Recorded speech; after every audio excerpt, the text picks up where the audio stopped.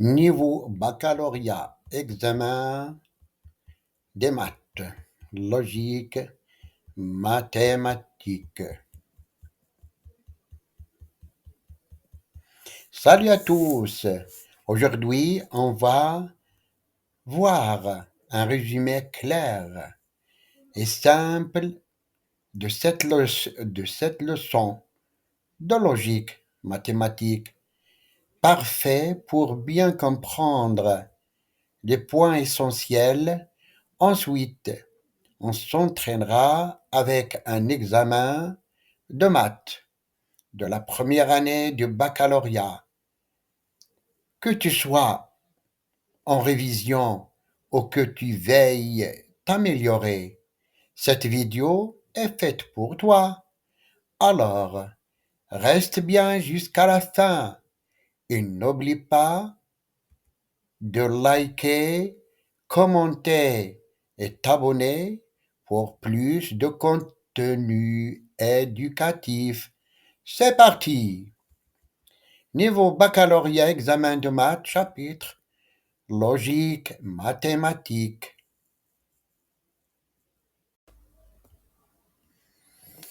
La logique mathématique est une branche fondamentale des mathématiques qui étudie les principes du raisonnement valide et les structures formelles qui sous-tendent les mathématiques.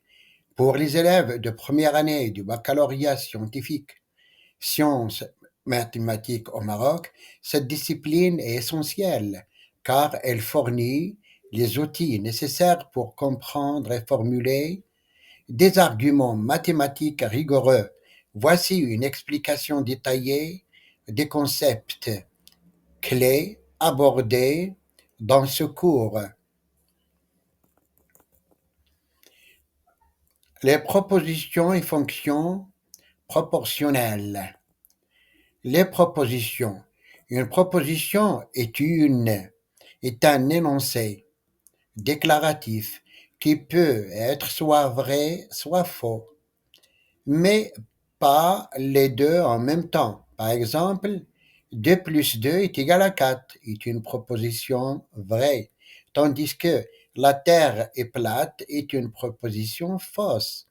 Les propositions sont les éléments de base de la logique mathématique, car elles permettent de formuler des assertions précises et vérifiables. Les fonctions propositionnelles.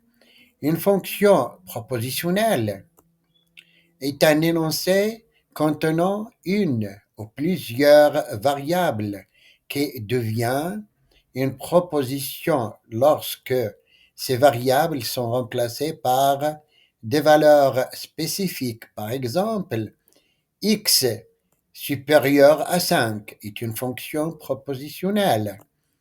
Si x est remplacé par 7, on obtient la proposition vraie 7 est supérieur à 5. Si x est remplacé par 3, on obtient la proposition fausse 3 supérieur à 5. Les fonctions propositionnelles sont utiles pour exprimer des relations générales qui peuvent être évaluées dans différents contextes. Passons maintenant aux quantificateurs. Les quantificateurs sont des outils puissants pour exprimer des propriétés sur des ensembles d'éléments. Quantificateur universel. Le quantificateur universel noté, quel que soit, signifie pour tout ou quel que soit. Il affirme qu'une propriété est vraie pour tous les éléments d'un ensemble donné.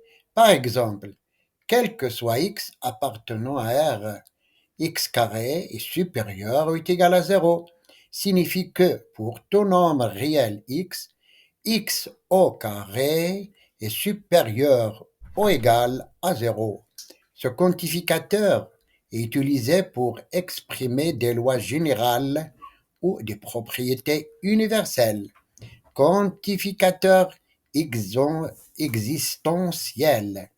Le quantificateur existentiel noté existe signifie il existe au moins un. Il affirme qu'une propriété est vraie pour au moins un élément d'un ensemble donné. Par exemple, il existe x appartenant à z, x plus 1 est égal à 5.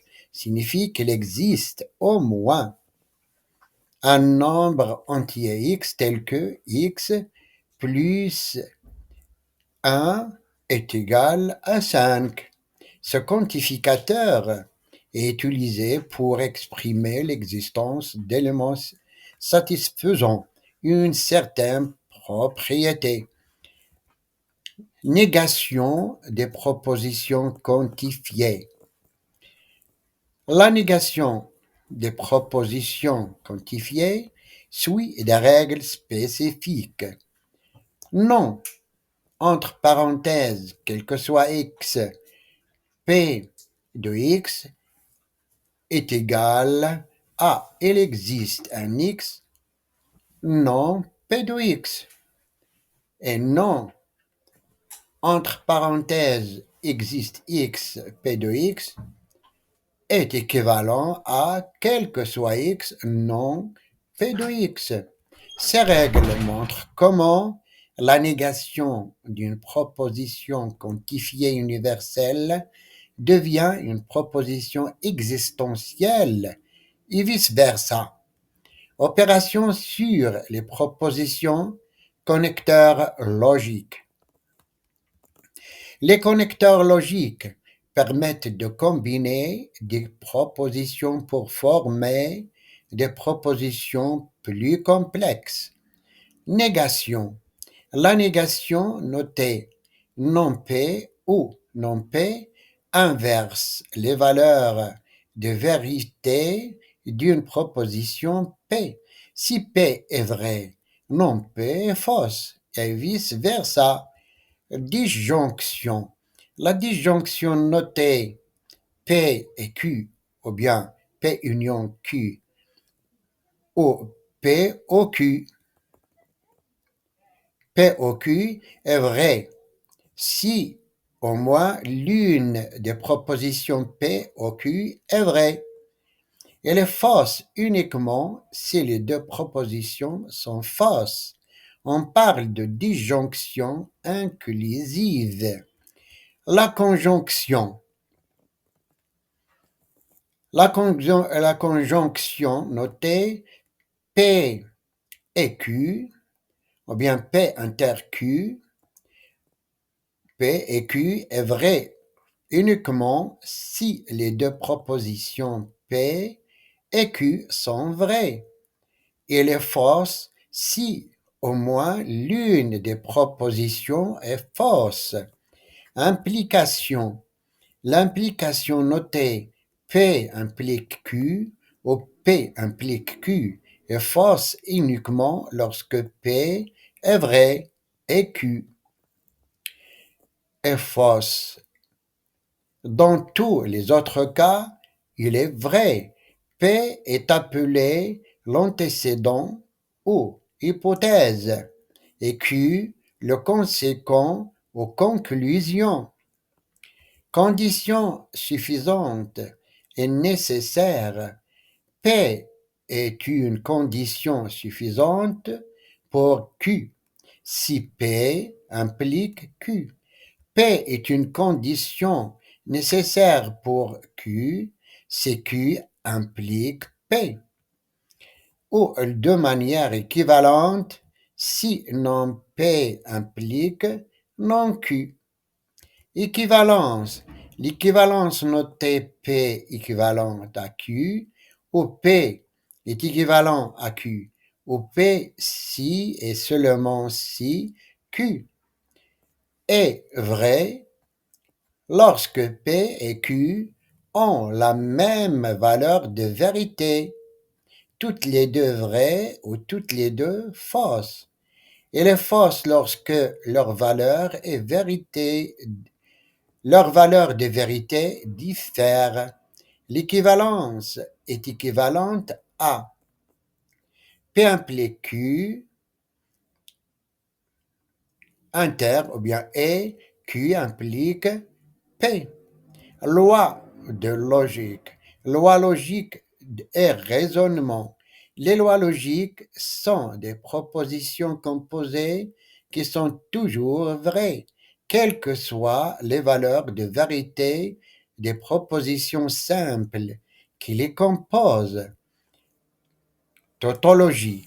Des exemples courants de tautologie incluent P au non P, le principe du tiers exclu, une proposition est soit vraie, soit fausse. P est, ou bien inter, P inclut vers Q, implique Q, entre parenthèses, implique Q. Le modus ponens. Si P est vrai et P implique Q, alors Q est vrai. Loi de Morgan. Les lois de Morgan décrivent comment nier des disjonctions et des conjonctions. Non, entre parenthèses, P ou Q est équivalent à entre parenthèses non P et non Q. Non, entre parenthèses, P et Q est équivalent à entre parenthèses non P ou non Q. Raisonnement par contraposé. Le raisonnement par contraposé consiste à trouver une implication P implique Q en prouvant son implication contrapositive logiquement équivalent non Q implique non P. Raisonnement par l'absurde. Le raisonnement par l'absurde consiste à supposer que la proposition que l'on veut prouver est fausse et à montrer que cette supposition mène à une contradiction. Par conséquent, la proposition initiale doit être vraie. Raisonnement par disjonction des cas. Le raisonnement par disjonction des cas est utilisé lorsque l'on doit prouver une proposition P et que l'on peut diviser les situations possibles en un nombre limité de cas. Entre parenthèses, Q1, Q2, des points Qn, qui couvre toutes les possibilités. On prouve alors que dans chaque cas, Q entre parenthèses, Q1 implique P et Q2 implique P, virgule, des points Qn implique P. La proposition P est vraie.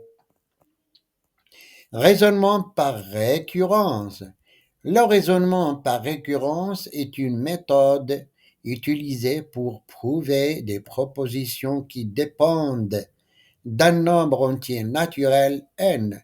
Il comporte deux étapes principales. L'initialisation.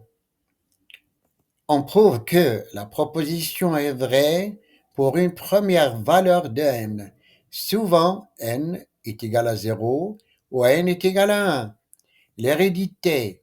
On suppose que la proposition est vraie pour un certain entier k et on montre qu'elle est alors vraie pour l'entier suivant k plus 1. Conclusion.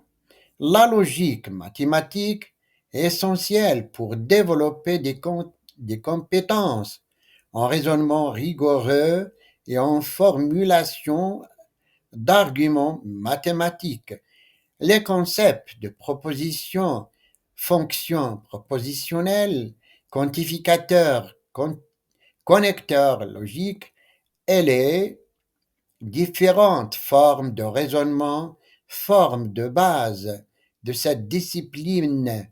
En maîtrisant ces notions, les élèves peuvent aborder les mathématiques avec une compréhension plus profonde, plus profonde et une capacité accrue à résoudre des problèmes complexes.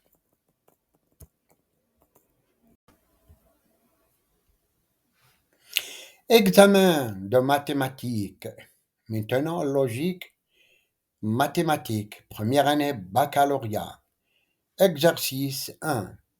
Propositions et connecteurs logiques. Soit les propositions suivantes. P, le nombre 4 est pair. Q, 3 est supérieur à 5.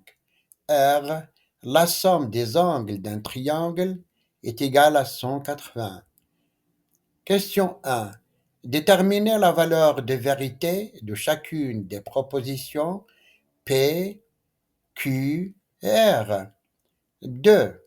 Écrivez en langage courant et déterminez la valeur de vérité des propositions composées suivantes. Nom Q, P et R, P au Q, P implique R. Q est équivalent à P. La réponse. 1. Valeur de vérité des propositions P, le nombre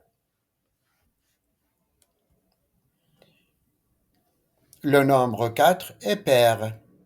Cette proposition est vraie car 4 est divisible par 2.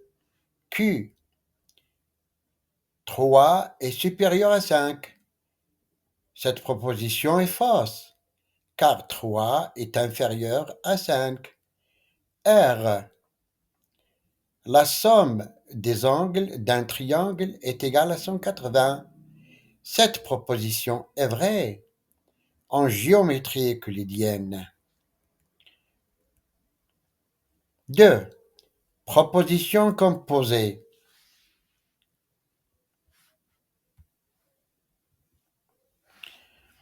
Non Q, 3 n'est pas supérieur à 5, ou 3 est inférieur ou est égal à 5. La valeur de vérité est vraie car Q est fausse. P et R. Le nombre 4 est pair et la somme des angles d'un triangle est égale à 180. La valeur de vérité est vraie car P est vrai et R est vrai. P au Q. Le nombre 4 est pair où 3 est supérieur à 5. La valeur de vérité est vraie car P est vrai. Il suffit qu'une des deux propositions soit vraie pour que la disjonction soit vraie. P implique R. Si le nombre 4 est pair, alors la somme des angles d'un triangle est égale à 180. Une implication P implique R est fausse uniquement si P est vrai et R est fausse. Ici, P est vrai et R est vrai, donc la valeur de vérité est vraie. Q est équivalent à P. 3 est supérieur à 5. Si et seulement si le nombre 4 est pair. Une équivalence Q est équivalente à P est vraie si Q et P ont la même valeur de vérité. Ici, Q est fausse et P est vrai. Donc la valeur de vérité est fausse. Passons à le deuxième exercice. Quantificateur. Considérez l'ensemble E est égal à l'ensemble 1, 2, 3, 4 et 5. Et la fonction proportionnelle p de x est égale x est un nombre pair. 1. Écrivez. Question 1. Écrivez en langage courant et déterminez la valeur de vérité des propositions suivantes. Quel que soit x appartenant à E, p de x. Il existe un x appartenant à E, p de x. Quel que soit x appartenant à E, non p de x. Il existe un x appartenant à E, non p de x. Question 2. Niez les propositions quantifiées suivantes dans les évaluer. Quel que soit y appartenant à R, y carré est supérieur ou est égal à 0. Il existe un z appartenant à n. Z est un nombre premier pair. La réponse de la question 1, valeur de vérité des propositions quantifiées. Quel que soit x appartenant à E, p de x. Pour tout élément x appartenant à l'ensemble E, x est un nombre pair. Les nombres pairs dans E sont 2 et 4, puisque la propriété n'est pas vraie pour tous les éléments de E. Entre parenthèses, 1, 3 et 5 sont impairs. La proposition est fausse. Il existe un x appartenant à E, p de x. Il existe au moins un élément x appartenant à l'ensemble E tel que x est un nombre pair. Les nombres 2 et 4 dans E sont pairs. Donc la proposition est vraie.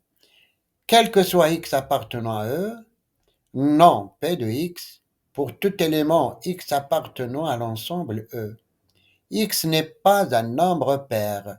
Ou pour tout élément x appartenant à l'ensemble E, x est un nombre impair. Les nombres impairs dans E sont 1, 3 et 5, puisque la propriété n'est pas vraie pour tous les éléments de E. 2 et 4 sont pairs. La proposition est fausse. Il existe un x appartenant à E, non p de x. Il existe au moins un élément x appartenant à l'ensemble E, tel que x n'est pas un nombre pair. Ou il existe au moins un élément x appartenant à l'ensemble E, tel que x est un nombre impair.